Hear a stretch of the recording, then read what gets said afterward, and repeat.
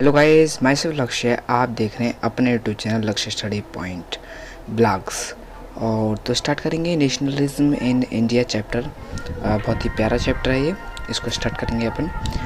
सबसे पहले nationalism in India, Bharat में राष्ट्रीयवाद तो किस तरीके से ये फैला, फुल डिटेल में जानकारी मिलेगी आपको।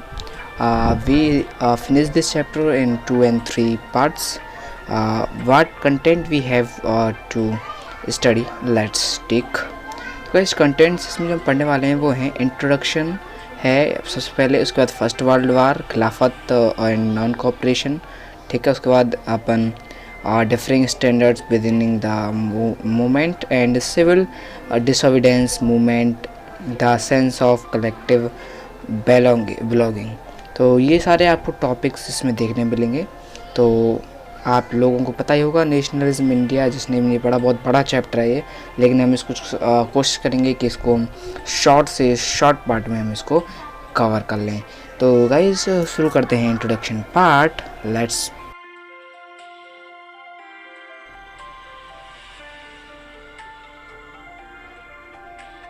Guys introduction, nationalism is loyalty and devotion to a nation. इसका मतलब है गाइस कि हमारा किसी देश के प्रति कैसी हमारी निष्ठा है, that's called this.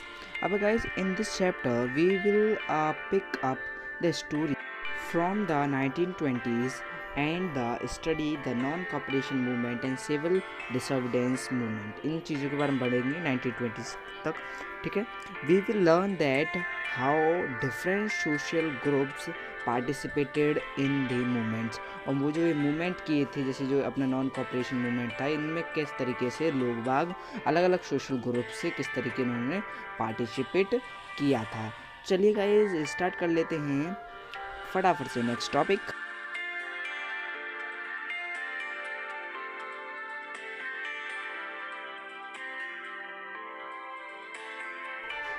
First world war, खिलाफत एंड नॉन कॉपरेशन मूवमेंट, ठीक है। फर्स्ट वर्ल्ड वार में जो खिलाफत और नॉन कॉपरेशन मूवमेंट्स थे, चलो वो उनको हम गौर डालते हैं कि सबसे पहले फर्स्ट वर्ल्ड वार देखेंगे, उसके बाद आगे उनको देखेंगे। तो चलिए फर्स्ट वर्ल्ड वार की नज़र डालते हैं। फर्स्ट वर्ल्ड वार जो हुआ था गाइज वो 1914 में स्टार्ट हुआ था, 1918 तक चला था। आपकी इन्फॉर्मेशन के लिए याद रखना है हर चीज़ को। India was under British rule. उस टाइम पर जो भारत, जो अपना देश था, वो ब्रिटिश के अंडर में था। Increase in defence expenditure lead to increase in taxes in India. उस टाइम इंडिया में टैक्सेस बढ़ गए थे, इनकम टैक्सेस वाज इंट्रोड्यूस और सम इनकम टैक्सेस भी बढ़ा दिए गए थे। कस्टम ड्यूटीज़ वर इंक्रीज और कुछ custom duties. Crop failed in many parts of India. और भारत के बहुत अलग अलग देशों में जगहों पर क्रॉप भी फेल हो गई थी। तो इसकी वजह से शॉर्टेज ऑफ मतलब भोजन की कमी आ गई थी। अब फर्स्ट वर्ल्ड वार के अंदर जो कुछ पॉइंट्स हो रहे हैं, through the war year increase doubling between 1913 and 1918 तक ही चला था, leading to the extreme hardship and common peoples. जो कॉमन पीपल्स होते हैं उनके लिए बहुत कठिनाई का समय था ये। People hope that hardship would after the war was over, कि हार्डशिप के बाद में जो वार है वो ओवर हो जाएगा, but this did not happen, लेकिन ऐसा नहीं हुआ। तो देखिए कुछ ये अपने पास इमेजेस हैं फर्स्ट वर्ल्ड वार की और क्रॉप फेलियर वगैरह की, ठीक है। तो इस फार्मर्स की जो क्रॉप फेलियर हुई थी। अब आइडिया ऑफ सत्याग्रह, सत्याग्रह का आइडिया किस तरीके से आया। Satyagraha is in India by which a fight for true cause और against injustice is fought without any violence. Mahatma Gandhi came back to India in 1915।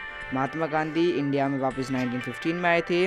He introduced this concept his stay in South Africa. उससे पहले वो जो south Africa में जो पढ़ाई करके आए थे, वहाँ पर इन्होंने अपने इस को इंट्रोड्यूस किया था। He organize several satyagraha in India. इन भारत में इन्होंने बहुत सारे सत्याग्रह कराए थे। ई.जी. चंपारण सत्याग्रह इन 1916 में इन्होंने चंपारण में सत्याग्रह कराया था। उसके बाद इन्होंने 1918 में अहमदाबाद में सत्याग्रह कराया था। अहमदाबाद में जो मील स्ट्राइक हुई थी उसके लिए सत्याग्रह कराया था। तो इस तरीके से उन्होंने बहुत बड़ा योगदान दिया था भारत को आज़ाद कराने के लिए। सो इन्होंने इतना बड़ा काम किया था, उसके लिए एक वीडियो पर लाइक तो बनता है गाइस, तो प्लीज़ वीडियो को लाइक कर दीजिए। ओके, तो आगे बढ़ते हैं। तो इसके बहुत बड़े कॉजेज़ जो हुए थे वर्ल्ड वार से, इंडिया पे बहुत बड़ा इम्पैक्ट उसका पड़ा था। तो चलिए सत्याग्रह की कुछ इमेजेस आप देख सकते हैं, इस तरीके से उन्होंने सत्याग्रह कराए थे। कुछ इमेजेस हमने बहुत मुश्किल से प्राप्त किए, लेकिन हमने आपके लिए लगाई हैं, चल देख लीजिए। उसके बाद है रॉलेट एक्ट।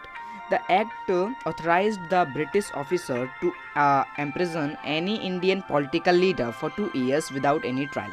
किसी भी पॉलिटिकल लीडर को, भारत के पॉलिटिकल लीडर को 2 साल के लिए जेल में डाल दिया जाएगा इस एक्ट के मुताबिक, किसी ब्रिटिश ऑफिसर के द्वारा।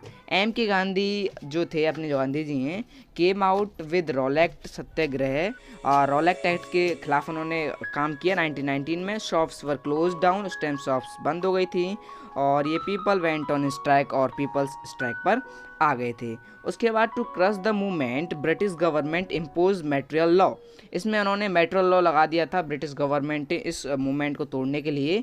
जनरल डायर टू कमांड, उस टाइम जनरल डायर के ऊपर कमांड थी, और मतलब उन्होंने कमांड दी। फिर ऑन द डे ऑफ 13 अप्रैल 1919, 13 अप्रैल 1919 में वैसाखी फेयर, बैसाखी त्यौहार था, ऑर्गेनाइज था, जो कि जलियांवाला बाग अमृतसर के अंदर हो रहा था। उसके अंदर बहुत सारे लोग आए थे, ठीक है, 100 and 1000 लोग कम।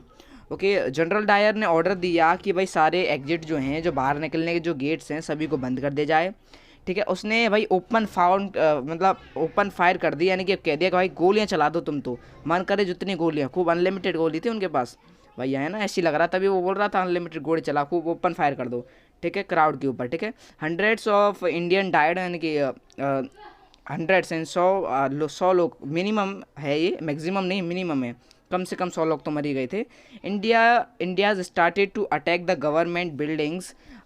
गवर्नमेंट बिल्डिंग्स के ऊपर इंडिया के जो लोग थे ना, इंडियंस जो थे, उन्होंने स्टार्ट कर दिया था अटैक करना। क्यों भाई, इतने सारे लोग मरे हैं बिना बात के और इतनी बेरहमी से उन्हें मारा गया, तो इसके ऊपर उन्होंने ये स्ट्राइक करना स्टार्ट कर दिया। The violence force to stop the movement, और वायलेंस होने लगी इस मूवमेंट को रोकने के लिए। तो चलिए आगे बढ़ लेते हैं। रॉलेट एक्ट जो था बहुत ही खतरनाक था, उसके खिलाफ जो हुआ ये भी बहुत खतरनाक था, जो 13 अप्रैल को हुआ था। ये भी ऐसी चीज़ें हैं जिनको भूला नहीं जा सकता। और देखिए आप देख सकते हैं यानी किस तरीके से फायर किया गया था, ये उसका फोटो है जनरल डायर का, और कुछ बुलेट फाइट्स अभी भी दिखाई जा रही हैं उनके ऊपर वहाँ पर। अब नॉन कॉपरेशन मूवमेंट जो हुआ था, Gandhi ji wrote a book Hindi Swaraj. Hindi Swaraj एक किताब थी जो कि अभी थी, क्या अभी भी है, जो कि गांधी जी के द्वारा लिखी गई थी। इसके अंदर उन्होंने लिखा था that if Indians started to non cooperate, अगर भारतवासी नॉन कॉपरेट हो जाते हैं ब्रिटिशर्स के साथ, तो इंडिया 1 साल में ही इंडिपेंडेंस पा लेगा, 1 साल में ही आज़ादी पा लेगा, अगर वो सब चीज़ों को बाइकआउट करते हैं तो। देखिए आगे बढ़ते हैं। To bring Hindus and Muslims together, Gandhi ji ने हिंदू और मुस्लिम को पास लाने के लिए मेट मोहम्मद अली और ये शौकत अली, 2 ब्रदर्स थे, ठीक है, उनको बुलाया। Further the movement was renewed as non cooperation Khilafat movement. Non cooperation Khilafat movement इसका नाम रखा गया इस मूवमेंट का। और इसके अंदर ये जो 2 ब्रदर्स थे, 2 मुस्लिम ब्रदर्स जो थे, उनको भी इसके अंदर शामिल किया गया। तो ये बहुत बढ़िया बात थी, इनको भी शामिल किया गया। इस वजह से ही हिंदू और मुस्लिम सेम मतलब आए थे। और इसके जो अंदर उन्होंने कहा था, जो ये बुक लिखी थी, इसके अंदर एक बहुत सारी चीज़ें भी कही गई हैं, और यानी कि उनको मतलब बाइकआउट करनी है, जो भी इनकी चीज़ें हैं, कपड़े लत्ते वगैरह हैं, जो भी हैं, उनको सभी को हमने छोड़ना है, ठीक है। ठीक है, हिंदी स्वराज है, जो कि हिंदी और इंग्लिश आपको 2 दिखाई जा रही हैं, ठीक है। हिंदी स्वराज, और ये हिंदी स्वराज ऊपर लिखा हुआ है, ये उनके खुद के द्वारा लिखी गई, गांधी जी के द्वारा, ठीक है। तो गाइस मिलते हैं अगली वीडियो में, तब तक के लिए बाय बाय। प्लीज़ वीडियो को लाइक कर दीजिए, चैनल सब्सक्राइब नहीं किया तो अभी सब्सक्राइब कर लीजिए, आगे एकदम इंटरेस्टिंग वीडियोस पाने के लिए। तो